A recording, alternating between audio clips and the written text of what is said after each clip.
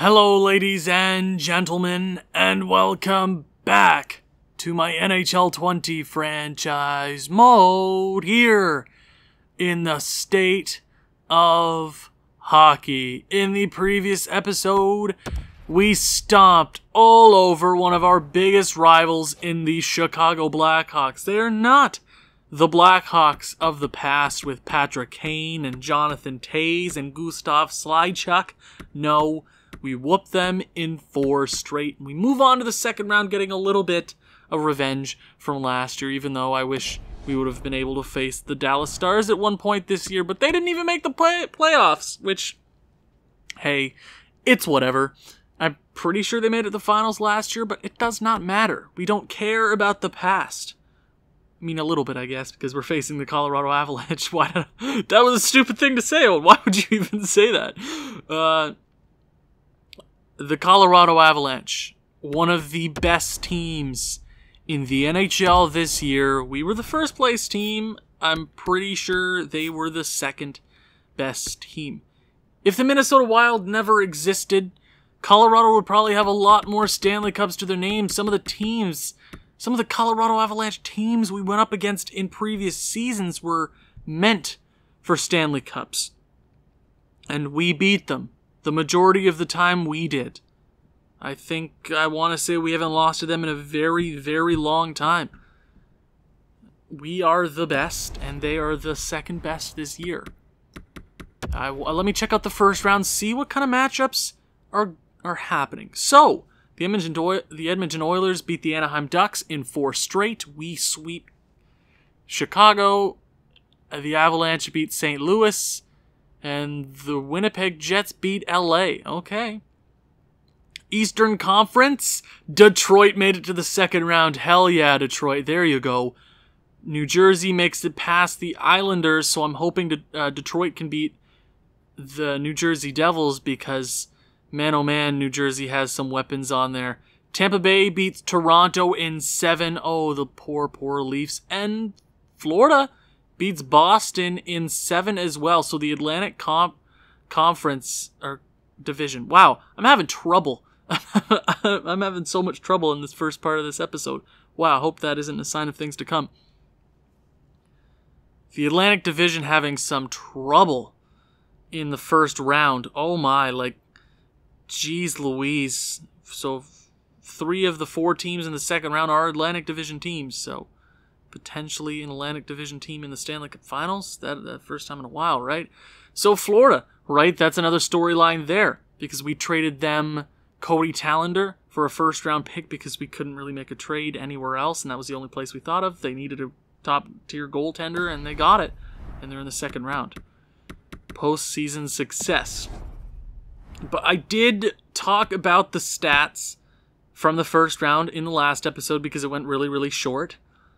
But I'm going to briefly go over some talking points. And the biggest one I want to talk about is a man who is 99 overall who didn't get one single point. We are paying him currently $11 million, or basically $11 million. His next contract, we sign him till $13 million over the next million years. In hockey terms, it's basically a million years. 0 points. It would have been a different story had we have been swept in round, or not swept, but had faced some difficulties. We really walked along pretty easily against the Blackhawks, surprisingly. I'm like, oh, I thought they would have put up a bigger fight considering I thought they were pretty well constructed. They had a really good goaltending tandem. Defense was mediocre, but they had some really good offensive weapons that really never showed up. Anthony Francis needs to pick up the pace. I'm expecting him at the end of the series to be a point per game or over. He needs to step it up. The next biggest talking point, I believe, would have to be Georges Bissonnette, who had 3 game-winning goals in 4 games. He's shooting at 50%. Do you realize how insane that is from a defenseman? He's been our best player so far. Debatable, I guess, because our goaltender in Christian Pettersson is 4-0-0 the 936 and a 175 goals against. I know that save percentage and goals against are going to go to smithereens at some point or another. Bad game here, bad game there, but he was good all around in that series. But the Colorado Avalanche, what are they looking like in the year 2033? It's been a few seasons since we faced them, if I'm not mistaken.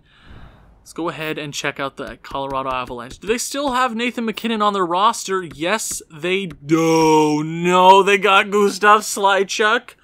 Oh, no. So we escaped Chicago without Gustav, and he ends up in Colorado.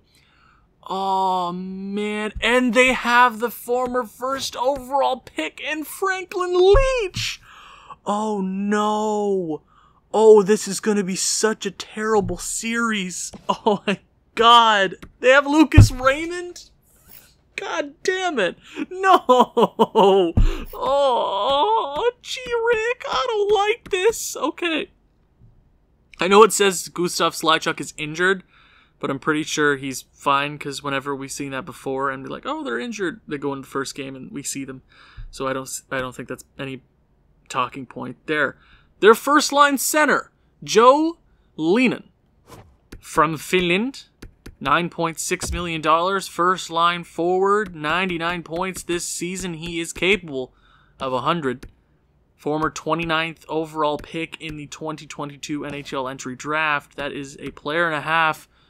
Centering Alex Newhook, who I think currently is one of the best prospects in the NHL right now. I think he's significantly underrated compared to his counterparts in the NCAA and Cole Caulfield and a bunch of other names. He is definitely a name to watch out for going forward. But right now in this franchise mode, he is a force to be reckoned with. And do we even talk about Gustav Slychuk? We have whooped him year in, year out in the postseason. Every single time we face him, he goes down. Basically without a hitch the last few times we faced him. He's been in Chicago his entire career. He comes over here to Colorado for his first ever time he's been outside of Chicago in like a decade. 105 points, almost 50 goals. If there's one guy I'm most scared of on this entire roster, it's Gustav Slychuk. Next is Lucas Raymond because I believe in voodoo and he's going to whoop us.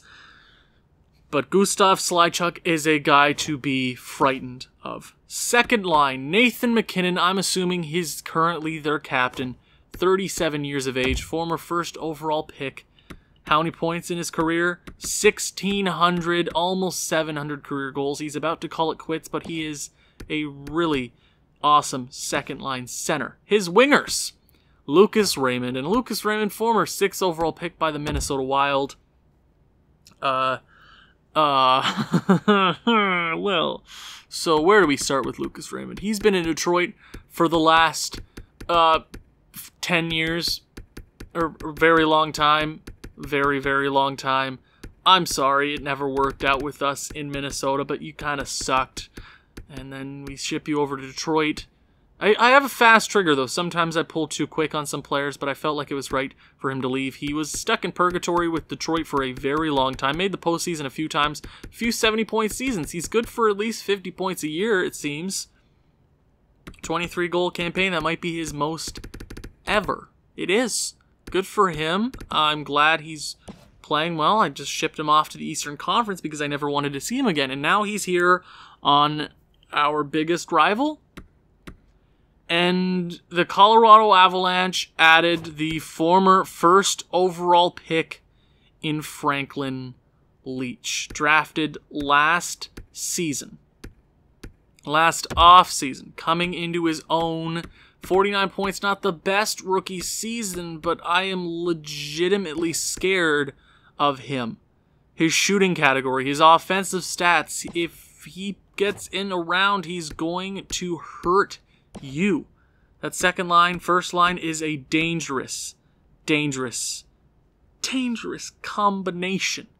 Third line does not get any easier for us. Alexander Texier, Big Texas. If you don't know that nickname, you're super new to the franchise mode. Alexander Texier was a franchise mode legend in my Columbus Blue Jackets series. Was there for a very, very long time. He's had a decent career with the Avalanche. So much better in Columbus, by the way. But honestly, an underrated player and underrated young guy in the NHL today. He'll be something special, I think. A decent year in Colorado, though. Decent year. His left winger. Itu Luosterainen.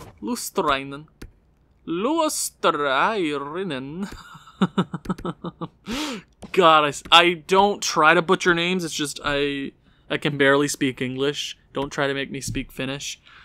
Luosterainen. Okay, his right winger, Juha Lakonen. So you just got a bunch of, you got two Finishmen centered by a Frenchman.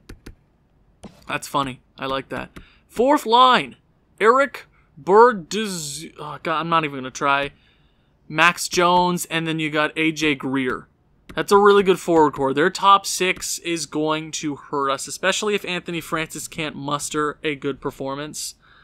We are going to be in a bit of trouble. Their defensive core, what's it looking like? And, oh man, one of the best defensemen in the NHL today, Cale Makar. I know IRL, there is a debate. Is Cale Makar better than Quinn Hughes? Is Quinn Hughes better than Cale Makar? Well, we know in this franchise mode, Quinn Hughes is the quintessential defenseman, the absolute pinnacle of defensive players. Can't take anything away from Cale Makar, though. Over 1,000 points in his career. He is a beauty. And his partner, Pierre Parise, double P, former second overall pick. Colorado did a little bit of rebuilding on the fly there, but they have picked up some really awesome players. Bowman Byram, you got Henrik Backstrom, Matthew Waugh, and then you got Jakub Zaboral. That's a really good defensive core. After Byram, it's kind of middle of the pack defensemen. Some depth guys, but it's all you really need to make it far in the postseason. And their starting goaltender. Oh, Igor Shesterkin. So an 80 overall goaltender has put up a .921 in the postseason, and he had the most wins in the NHL this season. Somebody want to explain that to me, because EA makes 0 sense. His backup is Morgan Mitchell, who seems to be their next guy. Scratch players, Mikko goddamn Rantanen. Are you kidding me? How is that fair? Oh my god, this team is crazy.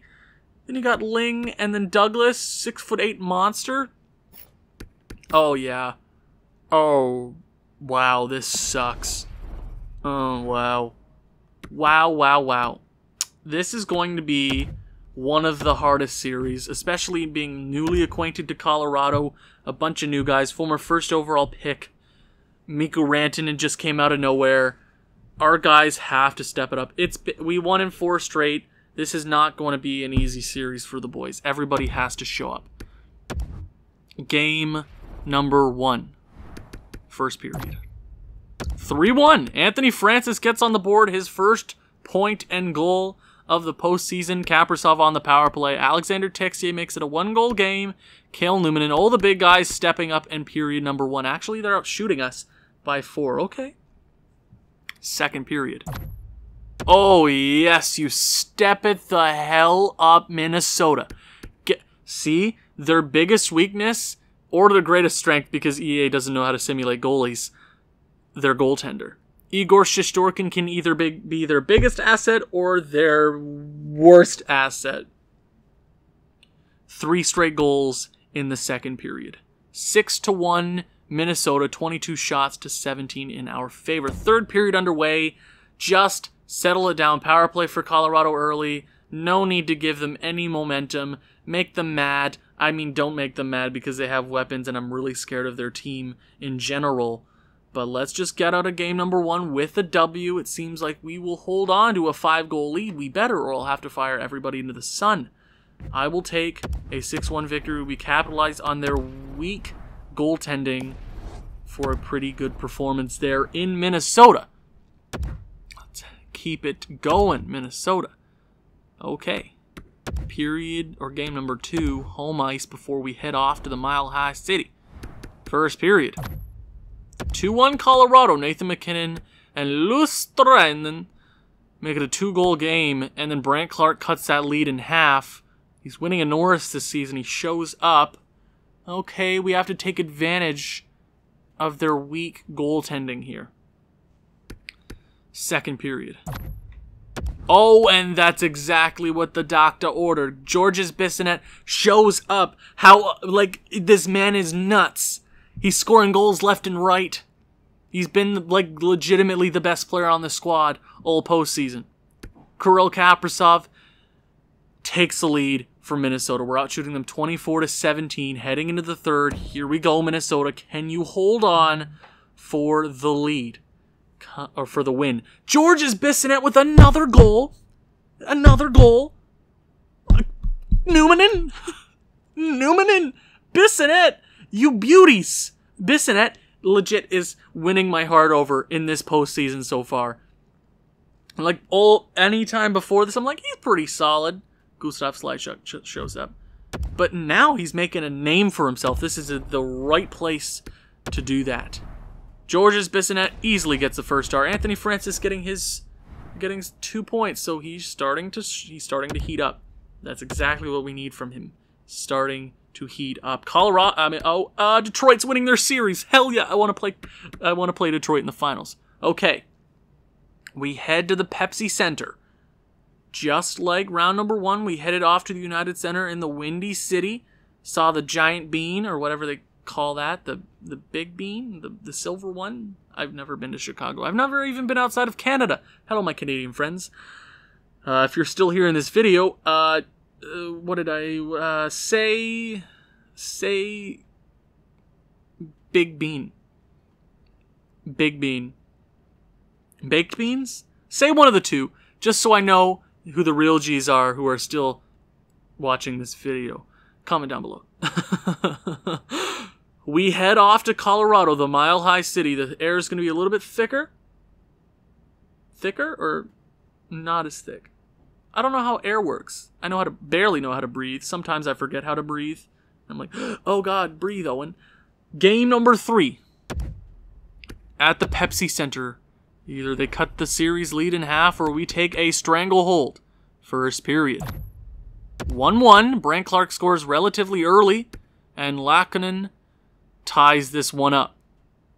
17 shots in the first period for Colorado. Man, the defense got to do better than that, though. Pettersson with a really strong performance through 3 games. Second period. Oh!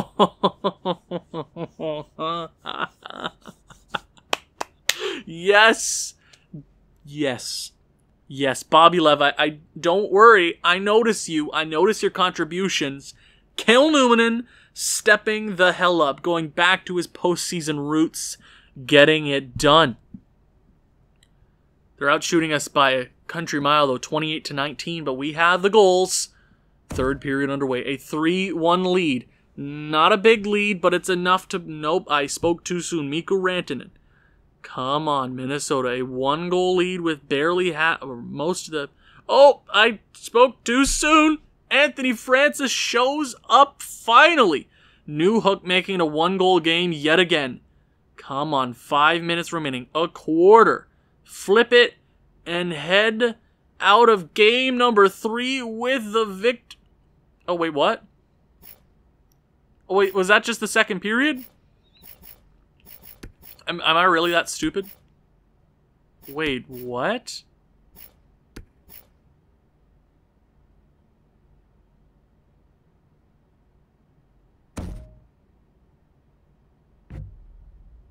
Oh, so I'm so confused there. You noticed that too, right?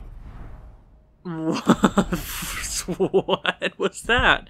EA, the hell was that? I don't know what that was. Okay, whatever. We walk away with a 3-0 series lead. I'm sorry. I stepped away from my mic there for a few seconds. I don't know why. Okay. I'm like slouching in my chair or my couch because like I have a terrible recording setup. But the Minnesota Wild have a 3-0 series lead just like we had over Chicago.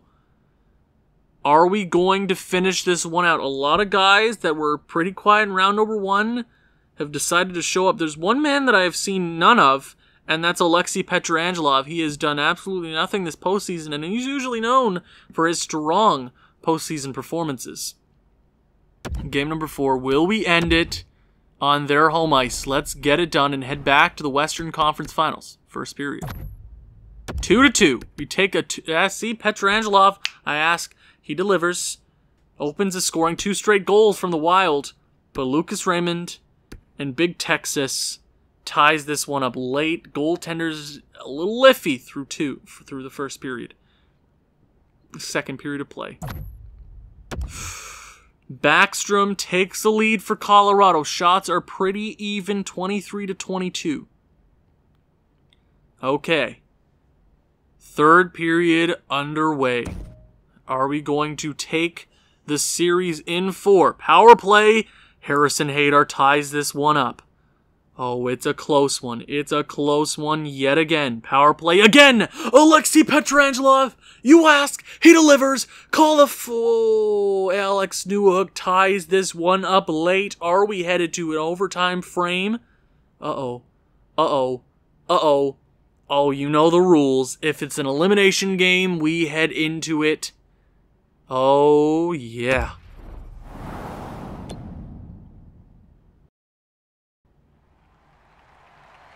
Oh, it is time for overtime. Either Colorado will keep this series going, or Minnesota will head back to the Western Conference Finals. Hughes, and that is a wrist shot on Igor Shesterkin. It is time for the Wild to take a chance at Igor Shesterkin.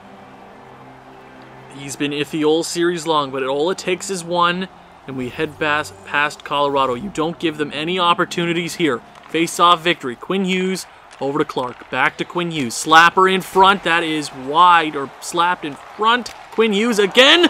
That's tipped in front.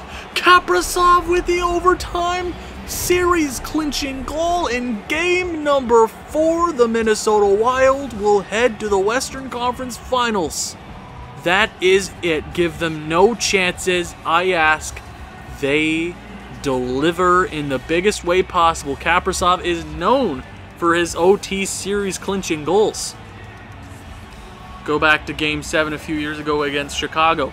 He wins into overtime and he gets it done against the Colorado Avalanche in Game number 4. We walk away with the victory and our heads held high. But the real question is, who will we be facing in the Western Finals?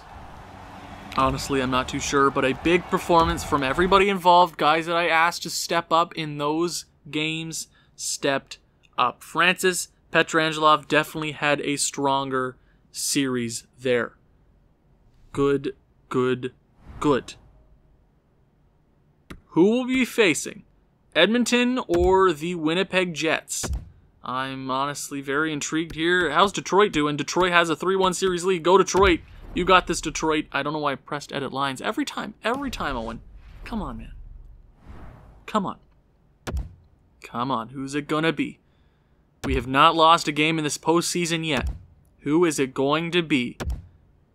Going to Game 7 in the West. We will be facing the Edmonton Oilers. Oh, that is going to be a series and a half. Thank you very much for watching. If you've enjoyed this one, please leave a like, leave a comment, share with people who you think may enjoy this sort of thing. I'll see you in the next one. Ciao.